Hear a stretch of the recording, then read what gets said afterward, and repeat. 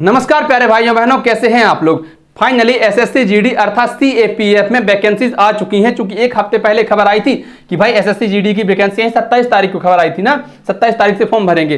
फिर एसएससी ने कहा कि नहीं भाई अभी थोड़ी सी दिक्कत है और ये फॉर्म जो है 5 सितंबर से भरे जाएंगे। तो कल 5 सितंबर था और कल ये जो है लिंक एक्टिवेट हो गई, नोटिफिकेशन जारी हो चुका है। आज के इस वीडियो में अपन इसी से संबंधित जानकारी देखने वाले हैं। कब से कब तक फॉर्म भरेंगे, एग्जाम कब होगा, फीस कितनी रखी गई है फॉर्म के लिए, एज लिमिट कितनी होनी चाहिए, एज एलिजिबिलिटी आपको कितनी क्वालिफिकेशन होनी चाहिए, किस पोस्ट के लिए कितने पद हैं, जैसे बीएसएफ में कितने हैं, सीआईएसएफ में कितने पद हैं, कुल कितने पद हैं, और साथ ही साथ एग्जाम सिलेबस क्या होने वाला है, इन सभी बिंदुओं पर चर्चा करने वाले। चलिए वीडियो की शुरुआत करते हैं। और सबसे पहले अपन देख लीजिए, आप देखिए फॉर्म कब से कब तक भरेंगे।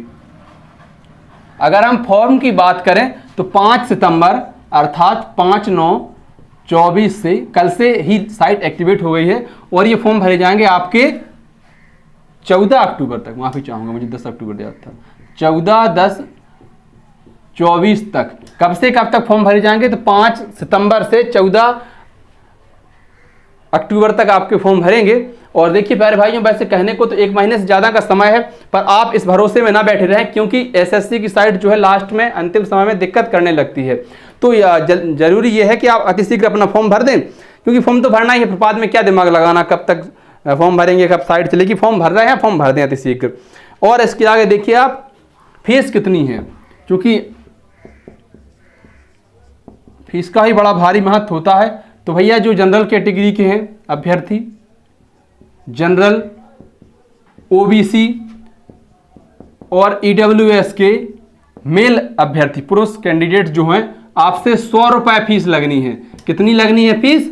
100 रुपये। जबकि एससी, एसटी और सभी कैटेगरी की महिलाएं, देखो जनरल, ओबीसी, ईडब्ल्यूएस के पुरुष अभ्यर्थियों से 100 रुपये, जबकि एससी, एसटी के पुरुष अभ्यर्थी और महिलाएं किसी भी कैटेगरी की बने, चाहे आप जनरल कैटेगरी की हो, चाहे एससी, एसटी की हो, चाहे ईडब्ल्यूएस, ओबीसी की हो, आपसे कोई फीस नहीं लगेगी। तो आपसे जो है फीस जो है निल है। इसके आगे देखिए आप, अब बात करें एज लिमिट की कि भाई किस एज वाले जो है फॉर्म भर सकते हैं। एज लिमिट की बात करें तो एज मांगी गई है इसमें 18 से 23 वर्ष के बीच में आपकी आयु होनी चाहिए। कितनी? आप कहेंगे 18 से 23 वर्ष। लेकिन आरक्षण इसमें अलग से होता है, जैसे ओबीसी के लिए 3 वर्ष का और एससी एसटी के लिए 5 वर्ष का एज रिलैक्सेशन भी होता है वो कैटेगरी के हिसाब से। इसके आगे हम बात करें तो एलिजिबिलिटी की, सिंपल 10th पास आप हो किसी भी मान्यता प्राप्त संस्थान से, आपने अगर देखो एलिजिबिलिटी की बात करें GIBILITY, यही स्पेलिंग होती है ना। तो एलिजिबिलिटी जो है आपको 10वीं पास होनी चाहिए। 10th पास हैं आप किसी भी मान्यता प्राप्त संस्थान से तो आप इसका फॉर्म भर पाएंगे। तो ये हो गए। देखिए कब से कब तक फॉर्म भरेंगे तो आप कहेंगे फॉर्म जो है 5 सितंबर से लेकर 14 अक्टूबर तक भरेंगे। फीस कितनी है जनरल, ओबीसी, ईडब्ल्यूएस के लिए? फीस 100 रुपये पुरुष अभ्यर्थियों के लिए, जबकि महिलाओं के लिए सभी कैटेगरी के लिए कोई फीस नहीं है। एससी, एसटी वाले पुरुषों के लिए भी कोई फीस नहीं है। एज लिमिट की बात करें तो 18 से 23 और एज रिलैक्सेशन अलग से। इसके बाद एलिजिबिलिटी की बात करें तो आपको 10वीं पास या 10वीं कक्षा उत्तीर्ण होनी चाहिए। आगे अपन बात करते हैं कि किस पोस्ट के लिए कितने पद हैं। कुल पद तो होगा 39,481। कितने पद हैं कुल? 39,481। 39,481 कुल पद हैं जिनके लिए जो है ये परीक्षा होने वाली है। अब बात करते हैं कि कुल पद किस कैटेगरी में कितने पद हैं। जैसे बीएसएफ के लिए 15,654 पद। बीएसएफ के लिए कितने? 15,654 पद। एक बार इसको ना साफ करके लिखते हैं।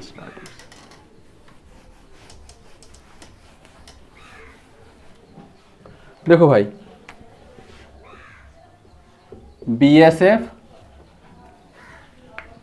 बीएसएफ के बाद सीआईएसएफ, फिर देखिए आप सीआरपीएफ के आगे है अपनी एसएसबी, एसएसबी से आगे आईटीबीपी,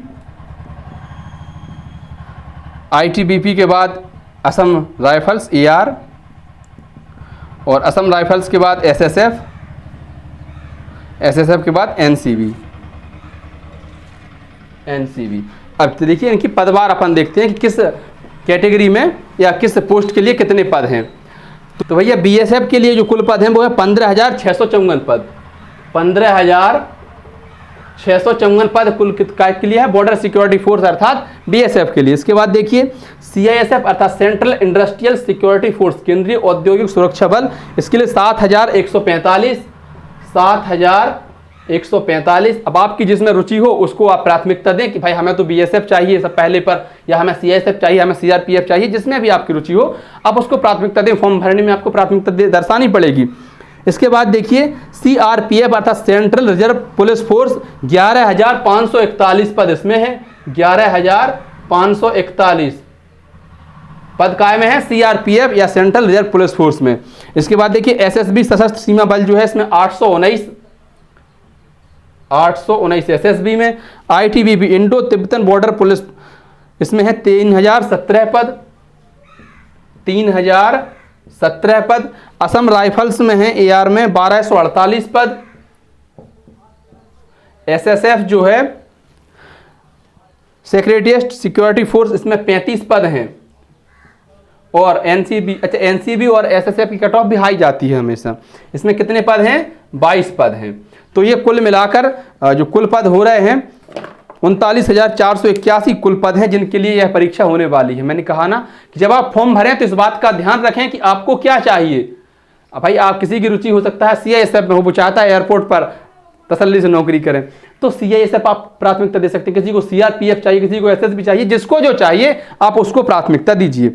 आगे अपन अगर इसके फिजिकल को लेकर बात करें, फिजिकल की चर्चा करें कि भाई क्या इसका फिजिकल होता है, तो फिजिकल में कोई बहुत ज़्यादा वो नहीं है। आपकी देखिए हाइट की अगर हम बात करें, लड़कों की हाइट कितनी होनी चाहिए? हाइट, तो हाइट पुरुषों की होनी चाहिए। अच्छा पुरुष कौन से? जनरल और ओबीसी और एससी वाले, जनरल, ओबीसी और एससी वाले मेल कैंडिडेट, इनकी हाइट होनी चाहिए 170 सेंटीमीटर। जबकि अगर आप एसटी से हैं, मेल ही हैं, आप मेल हैं और आप एसटी कैटेगरी में आते हैं, तो आपकी हाइट होनी चाहिए 162.5 सेंटीमीटर। चेस्ट की अगर हम बात करें तो चेस्ट जो है जनरल, ओबीसी और एससी वालों के लिए इसी में ईडब्ल्यूएस भी है 80 से 85, किससे? 80 से 85 सेंटीमीटर के बीच में, नॉर्मल में 80, फुलाने के बाद 85। और एसटी वालों के लिए 76 से, नॉर्मल में 76 और फुलाने के बाद 80 सेंटीमीटर।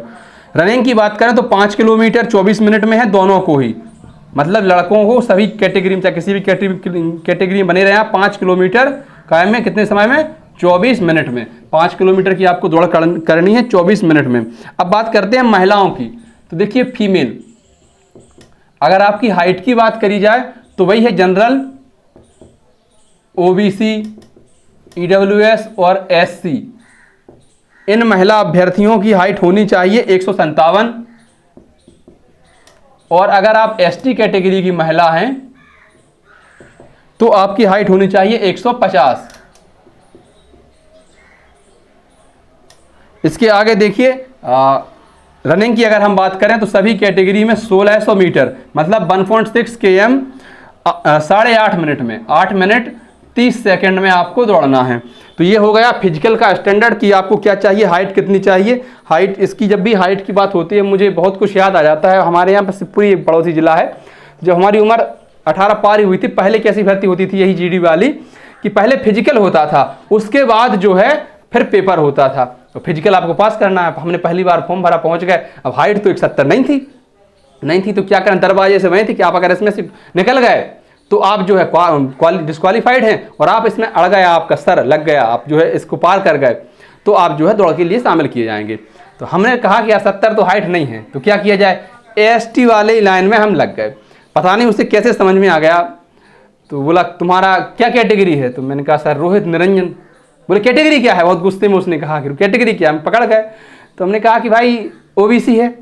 और वो बरगद में से वो जड़ें टाइप की नहीं निकलती, वो लिए थे। वो एक इतनी ज़बरदस्त पिछड़ा वर्ग में उन्होंने मारी कि मैं क्या ही सुनाऊं। 3 दिन तक बैठने में दिक्कत हुई।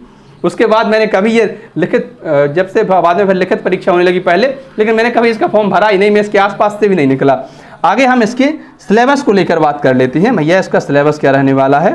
तो इसमें सिलेबस जो है बहुत ज़्यादा कठिन नहीं है, ना बहुत ज़्यादा कठिन पेपर आता है। लेकिन पेपर कठिन क्यों हो जाता है? क्योंकि इसमें समय कम होता है परीक्षार्थी के लिए। 180 प्रश्न हैं और 60 मिनट हैं, और प्रश्न जो है वो घुमावदार आते हैं, वो जानबूझकर टाइम टेकिंग होते हैं, तो समय को लेकर समस्या आती है। वही प्रश्न अगर आपको 2 घंटे में करने के लिए दिया जाए ना, तो बहुत अच्छा स्कोर आपका आएगा, लेकिन समय बहुत महत्वपूर्ण है। प्रश्न में क्या क्या पूछे जाएंगे? तो देखिए 20 प्रश्न होंगे जो आपके रीजनिंग से होंगे, और प्रत्येक प्रश्न 2 अंक का होगा, अर्थात 40 नंबर की रीजनिंग आएगी। इसके बाद देखिए मैथ भी आपकी 20 प्रश्न होंगे 40 नंबर के, और जीके जीएस में भी 20 प्रश्न 40 नंबर के।